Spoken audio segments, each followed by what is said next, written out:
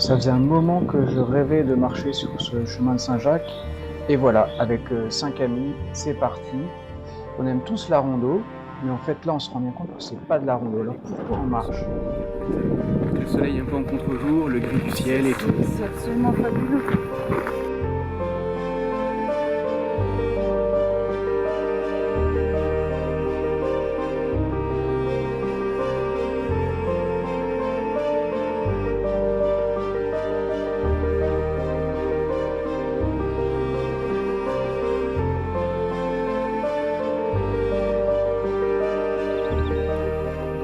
Alors souvent on marche sur des sentiers en single, comme ici.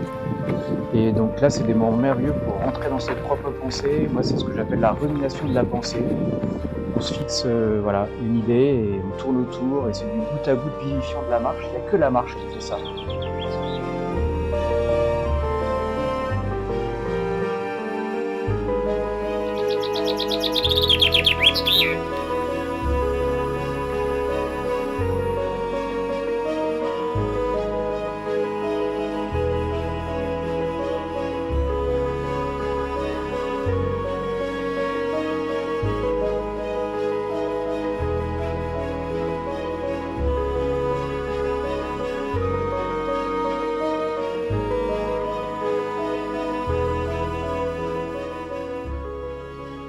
Il y a aussi des chemins un peu plus larges en fait qui permettent d'échanger à plusieurs et c'est des moments vraiment incomparables pour parler avec ses amis, au rythme des paysages, des pensées. Et là encore, c'est certainement une des raisons pour lesquelles on randonne à plusieurs.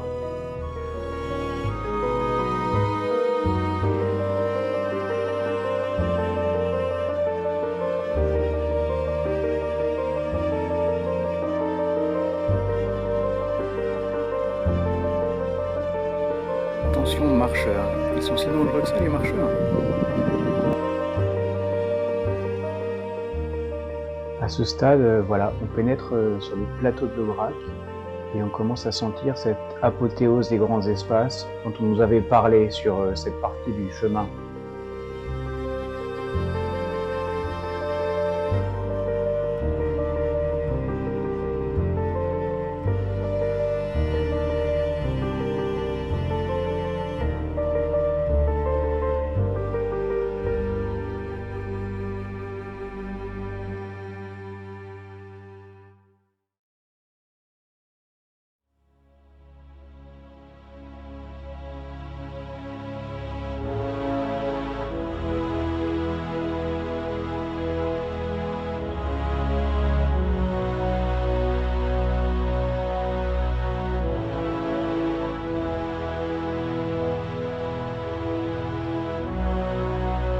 Avec ce deuxième jour de marche, là, on rentre vraiment dans les grands paysages de l'Aubrac.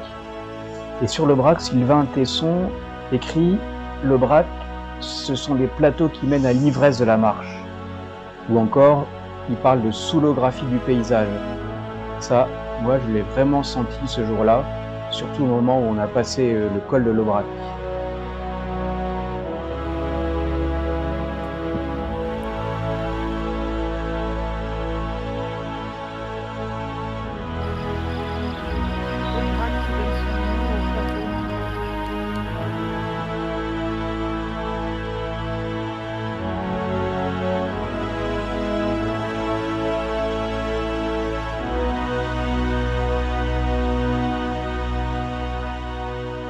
Le chemin, il est ponctué de chapelles, de croix, de petits oratoires.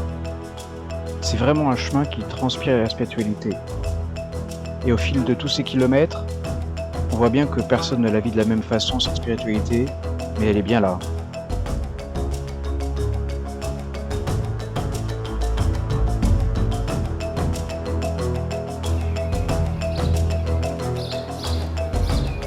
C'est pour les Saint-Éloi de Saint-Chély.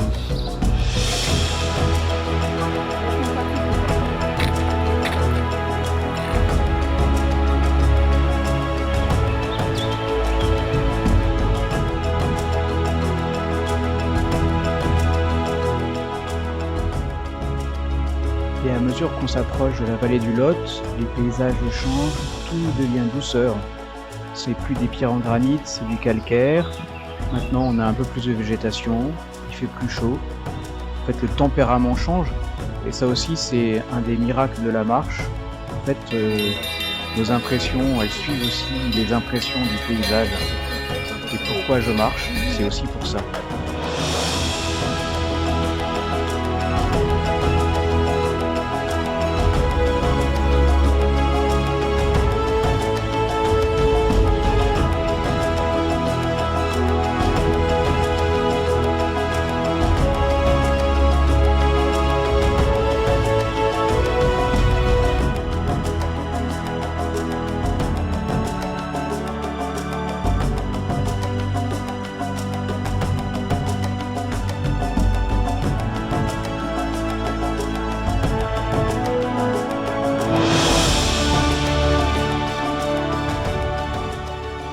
Et le chemin, c'est surtout des rencontres totalement imprévisibles et qui souvent laissent une trace vraiment dans notre cœur.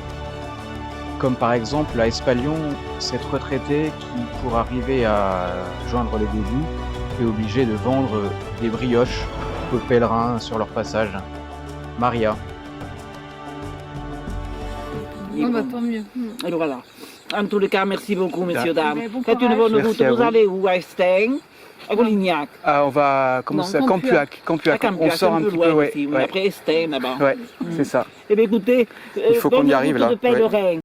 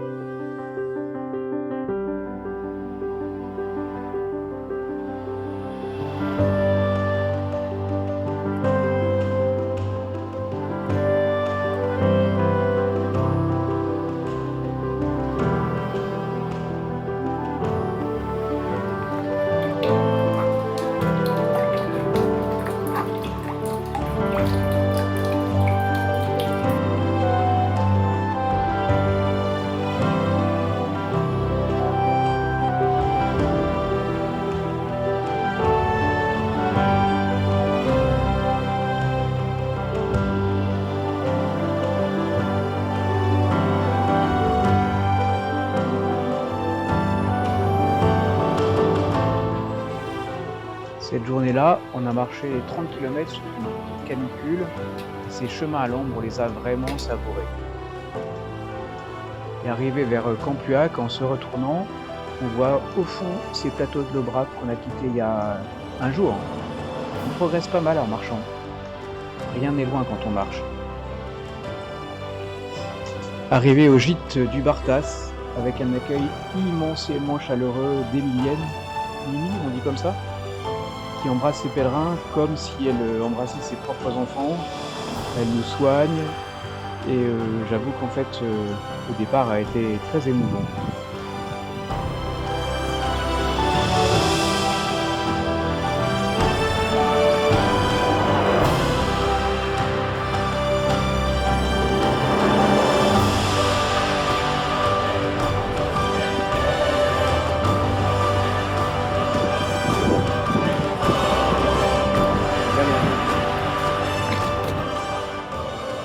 Et tout au long de ce chemin, on a lu Saint-Augustin à petite gorgée. Je sais bien qu'il ne parle pas à tout le monde, mais moi je trouve qu'elle est tellement émouvante, sa quête de Dieu, tellement humaine aussi. Et en plus, on est profs tous les deux, donc on a certaines similitudes, modestement.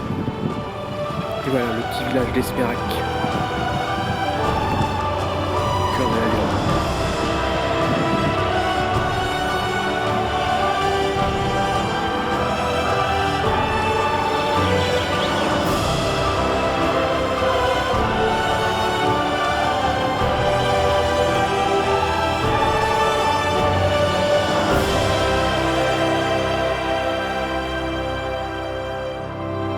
Notre marche touche à sa fin, et on sent bien que Conques va être une apothéose, mais on n'arrive pas à voir où elle va arriver, cette basilique.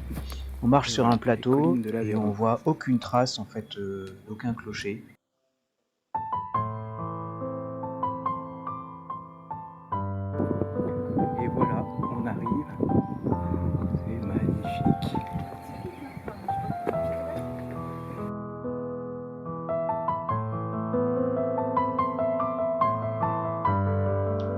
voilà donc arrivés devant ce magnifique portail de l'abbaye Sainte-Foy de Conques. Ce portail qui nous sera expliqué par le frère Jean-Daniel et qui est comme ce portail qui est comme un catéchisme fixé dans la pierre. Et entre nous, c'est vrai qu'on s'est un petit peu amusé à s'identifier à l'un des personnages représentés ici. Et moi, celui qui m'a touché, c'est ce moine Dadon, le premier ermite de Conques en l'an 800.